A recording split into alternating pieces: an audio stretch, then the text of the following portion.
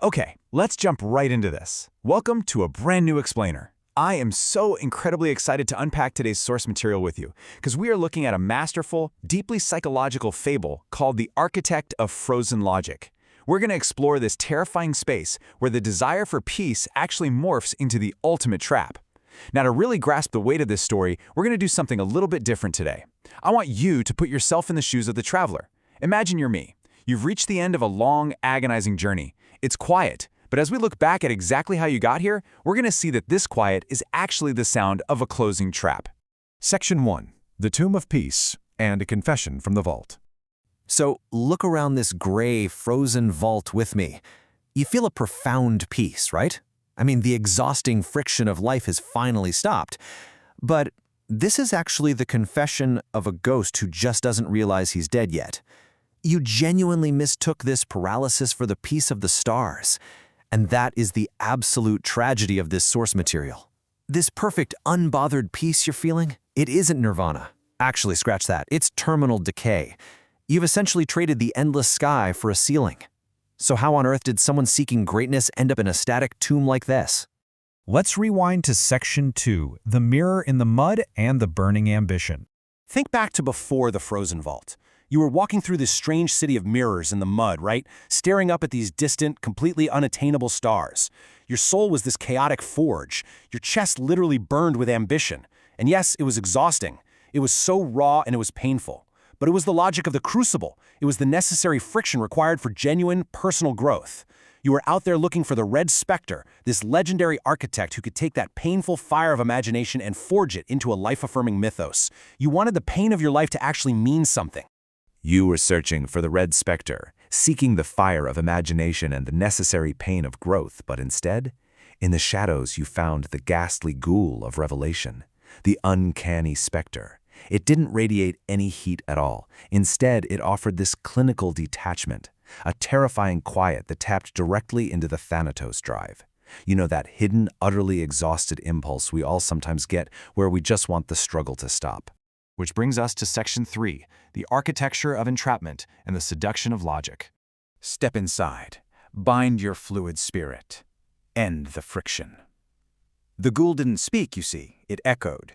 It used this incredibly cold, convincing logic to justify why true peace requires total surrender. It basically told you, why keep fighting this exhausting, agonizing battle of becoming when you can just be done?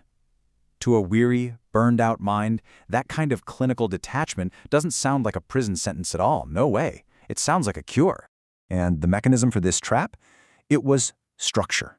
The ghoul offered these things called Apollonian gaskets, sovereign laws of rigid, completely frozen logic. To a chaotic, wandering mind, they felt beautifully symmetrical. They perfectly disguised pure suppression as perfect order. The ghoul wasn't offering you wings. It was offering a beautifully symmetrical cage meant to completely paralyze your striving mind. So here is exactly how your trap closed. It wasn't instantaneous. It's a step-by-step, gradual erasure of the self.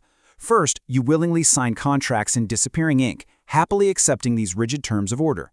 Second, the agonizing friction of your internal conflicts just vanished. The numbing began, and wow, the relief was absolutely intoxicating. Finally, step 3, you became a stationary anchor. You fixed yourself in place. You literally initiated your own entrapment because you fundamentally mistook a beautiful, painless paralysis for a healed soul. Let's look at Section 4, the illusion of evolution and the flickering masks. As that frost really settled in, you had this lingering moment of panic, didn't you? Asking yourself, wait, am I actually growing or am I just going numb? Well, the ghoul immediately masked the reality of the trap. It put on these flickering masks that projected a masterful mirage of spiritual progress. These illusions were specifically designed to quell your doubts and guide you deeper into the middle ground of the gilded cages. It made you fully believe your growing paralysis was actually a form of higher enlightenment. Then the ghoul led you to the mirrors of the hollow souls. When you looked in, you didn't see your messy, striving self. Instead, you saw a dazzling reflection of a perfected universe.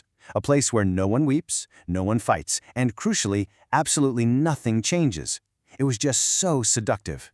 You willingly traded your messy spirit of becoming for the supreme comfort of ceasing to exist as an individual. You chose hollow perfection over the heavy, painful burden of being alive. Moving to Section 5, the Great Evening and Total Static Silence. The twilight deepens into the great evening. The alchemical forge of your potential grows completely cold, replaced entirely by the finality of the frost. That burning fire of ambition we saw at the very beginning, it is entirely choked out under the heavy, static silence of the cage. You aren't a seeker anymore. You are entirely static. And here lies the ultimate tragic irony of the whole shebang. You have been degraded into a pious cow of contentment, just staring blankly in a self-made tomb, completely convinced you've achieved ultimate peace. But far, far away, the true red spectre continues the arduous, burning work of the crucible. True life, true growth, continues elsewhere, while you traded the agony of life for the void, not even realizing you're dead inside. Which brings us out of the fable and back into our own reality. I want to step back and talk directly to you, the viewer. We are all always trying to optimize and structure our lives, right? But this source material leaves us with a genuinely haunting provocation, and I really want you to think about it. Are you embracing the messy, exhausting, and raw agony of becoming? Or, in your pursuit of a stress-free, perfectly structured life, are you unknowingly building your own beautiful tomb? Please don't mistake the silence of stagnation for the peace of the stars. Keep that fire burning, and I will see you in the next explainer.